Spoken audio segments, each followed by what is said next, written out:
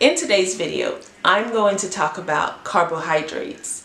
You hear so much about carbohydrates. Some people don't even want to have any carbs. Well, I'm going to explain to you what carbs or carbohydrates are to begin with. And you'll find out that a lot of foods that we eat actually have carbs. But it is the type of foods that you choose that makes it a healthier choice. So, coming up.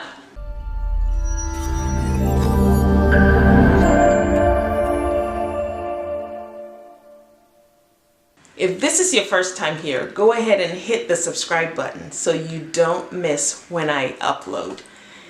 What is a carbohydrate? Well, first of all, listen. The word carbohydrate stems from the Latin word saccharum, which means sugar. So that's why when people say, when you have diabetes and they tell you stay off of such certain carbs that have long chain sugars, it's because all carbs are basically built up with simple sugars, and some are more complicated than the others. So I'm going to explain it. Now, you've heard of carbs defined as simple carbs, starchy carbs, and carbs that are high in fiber, right? So I'm going to explain to you what monosaccharides, disaccharides, polysaccharides are, because they're all carbs and they're all different sugars, and I'm going to put them in these different categories for you. So let's start with monosaccharides. A monosaccharide, as you can see, is just a simple sugar, usually glucose and sometimes fructose. So it's just one sugar. What foods do we have that are just that simple? That would be fruit juice, that would be honey, that would be corn syrup. And when we talk about disaccharides, we're talking about two sugars. So believe it or not, lactose has two sugars in it.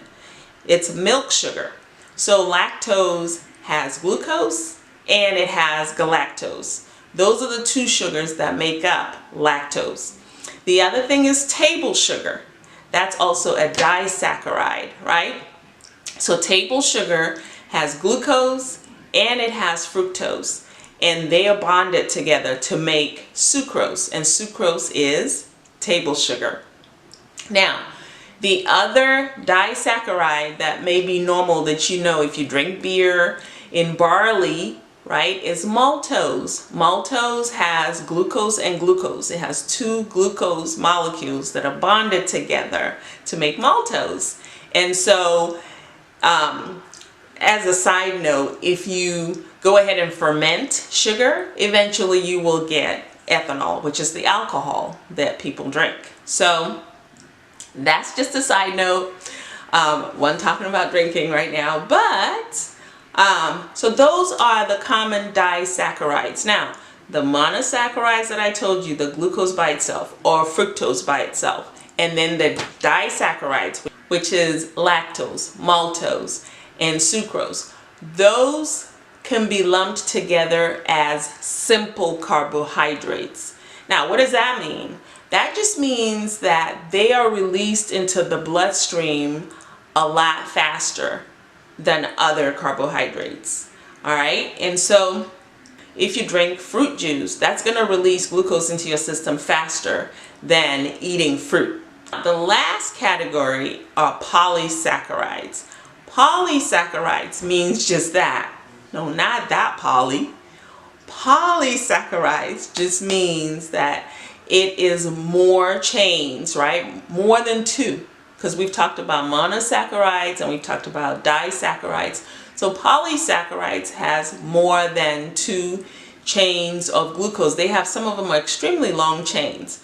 Now, in this category are starches and fiber. So when you think about starches, what do you think about? Yes, you think about potatoes. Yes, you think about pastas. But I bet you don't think about corn. Corn is a starch. The thing with starches is the way that they release the glucose that are bonded into the system, into your system, right?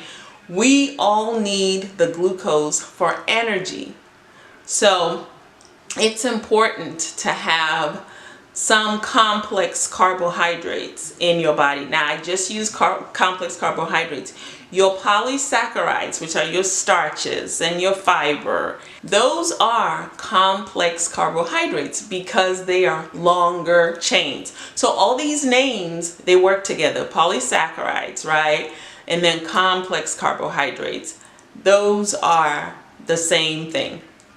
Now, vegetables are also carbs because they have long chain glucose in them, but it is the way that it's bonded. So for instance, foods that are high in fiber, like beans and legumes and like celery and green vegetables, those type of foods, the way that it's bonded, any food that is high in fiber, the bond, which is a beta glycosidic bond, and I'm not even going to worry about going through that, the difference between alpha glycosidic and beta glycosidic bonds, right?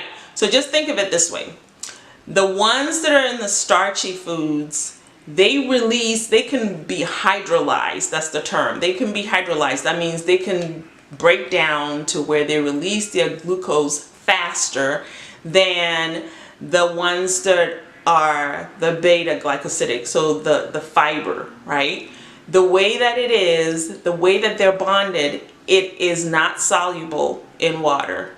So they don't break down in our system, and your fiber can go through your system and becomes very healthy for your colon because it doesn't break down to glucose. What does glucose do for our body? Well, it gives us energy, and it is also stored in our liver and muscles. So let's say that you don't eat that much carbs. What's going on with your body if you don't have a lot of carbs? Well, what happens is that your body then turns to fat, to burn the fat, right?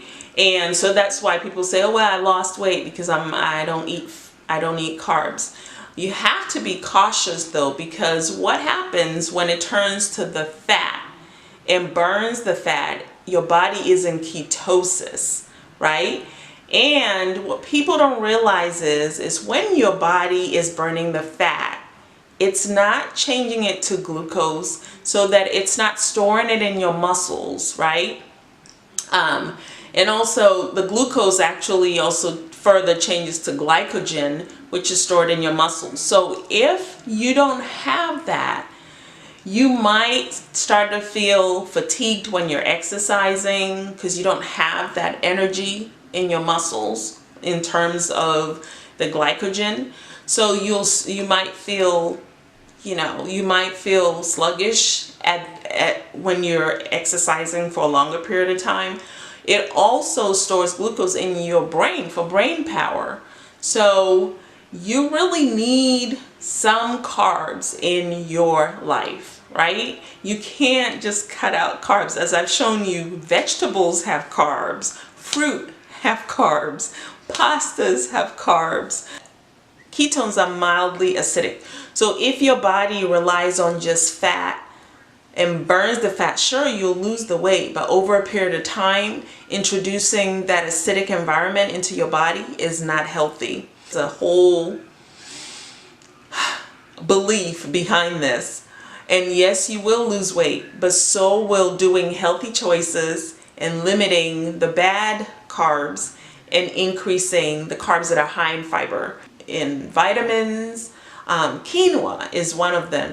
Those are the type of things that you can use in place of the refined carbs, right? You can use cauliflower in place of the white potatoes. But if you're going to eat mashed potatoes, or if you're going to eat the white pasta or the white rice, then portion control. You just need to watch how much of it that you're eating.